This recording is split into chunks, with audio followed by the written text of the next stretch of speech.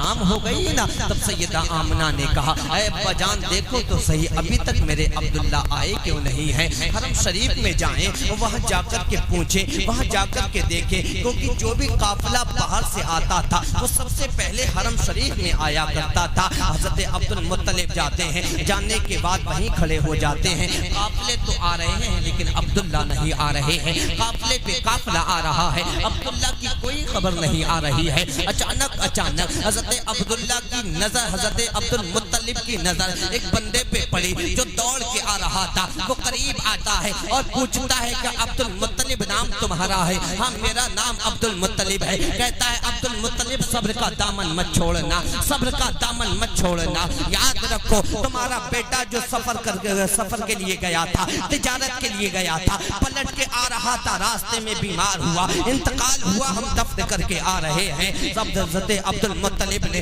جب اتنا سنا وہی بیٹھ جاتے ہیں، ہزاروں بجلیاں حضرت عبدالمطلب کے سینے پہ گری۔ یاد رکھنا پیارے، حضرت عبدالمطلب کو عبداللہ اتنے ہی پیارے تھے جتنے یعقوب علیہ السلام کو حضرت یوسف علیہ السلام پیارے تھے۔ وہاں خبر ملی تھی کہ حضرت یوسف غائب ہو گئے ہیں، تو 40 سال میں باپ کی بینائی چلی جاتی ہے، لیکن یہاں خبر جو ہے وہ غائب ہونے کی نہیں ہے، یہاں خبر تو انتقال کی آ رہی ہے، یہاں خبر تو وصال کی آ رہی ہے۔ حضرت عبدالمطلب نے اپنی پوری طاقت کو اکٹھا کیا اور گھر کے جانے بڑے ہیں، اور جیسے ہی بڑے ہیں دروازے پہ پہنچے، حضرت سیدہ آمنہ نے آہٹ سنی ہے قدموں کی، دروازے کو کھول دیا۔ پوچھتی ہیں اے بابا جان ذرا بتاؤ تو صحیح میرے عبداللہ کا کچھ پتہ چلا کہ نہیں چلا، میرے عبداللہ کدھر ہے؟ ابھی آئے نہیں ہے۔ حضرت عبدالمطلب ارشاد فرماتے ہیں اے بیٹی آمنہ اب عبداللہ کبھی نہیں آئے گا، انتظار کرنا ختم کر دو۔ وہ جو تمہارا شوہر گیا تھا تجارت کرنے کے لیے، راستے میں انتقال ہو گیا اور لوگوں نے دفن کر دیا ہے۔ سیدہ آمنہ نے اتنا سنا ہے، پیٹ پہ ہاتھ رکھا ہے، نگاہوں کو اوپر اٹھایا ہے، اٹھانے کے بعد کہتی ہے اے میرے مولا ابھی میرے بیٹے نے دنیا میں قدم نہ رکھا کہ تو نے پیدا ہونے سے پہلے میرے بیٹے کو یتیم بنا دیا ہے۔ اے مالک و مولا اب میرے بیٹے پر کس کا سہارا ہوگا؟ آواز آتی ہے اے آمنہ تو ہمارے محبوب کے سہارے کی بات کرتی ہے، اس کے اوپر کسی کا احسان نہیں، اس پر کسی کا سہارا نہیں، بلکہ جو تیری گود میں ہم بیٹا دینے والے ہیں وہ پوری کائنات کا سہارا بنا کر پیدا فرمایا۔ زندہ باد زندہ باد، ماشاءاللہ ماشاءاللہ، پوری کائنات سچ ہے ماشاءاللہ، سہارا بنا۔ بے شک بے شک بے شک۔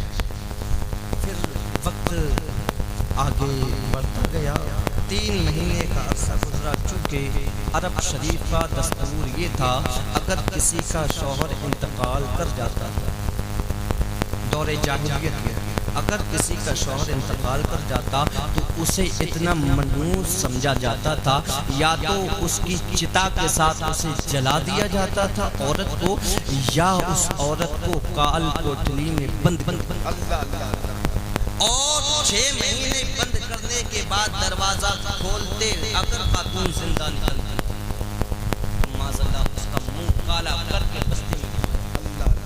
حال دور جاہلیت کا یہ تھا، لیکن میرے حضور آئے ارشاد فرماتے ہیں لوگو یہ جن ماؤں کے گلے میں رسی ڈال کر تم منڈی میں نیلام کرنے لاتے ہو، یاد رکھو اللہ اگر ماں دیتا ہے بیٹی دیتا ہے تو اسے قید کرنے کے لیے نہیں، منڈی میں نیلام کرنے کے لیے نہیں۔ حضور ارشاد فرماتے ہیں سنو جنت 7 آسمانوں کے اوپر سدرۃ المنتہا کے قریب تھی، میں نے اسے کھینچ کے لا کر کے ماں کے قدموں کے نیچے رکھ دیا۔ ارشاد فرمایا یاد رکھنا جنت اسی کو ملے گی جس سے اس کے ماں باپ راضی ہوں گے۔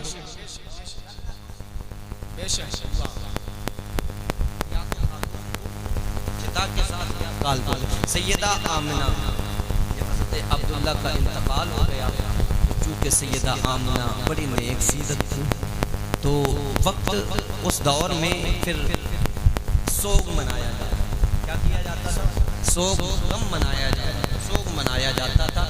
سوگ میں یہ شامل تھا کہ جس کا شوہر انتقال کر جائے اس خاتون کو 1 سال تک بند سنبھل کے نہیں نکلتا، خوشبو نہیں لگائی، نیا کپڑا نہیں، یہ سوگ میں شامل تھا۔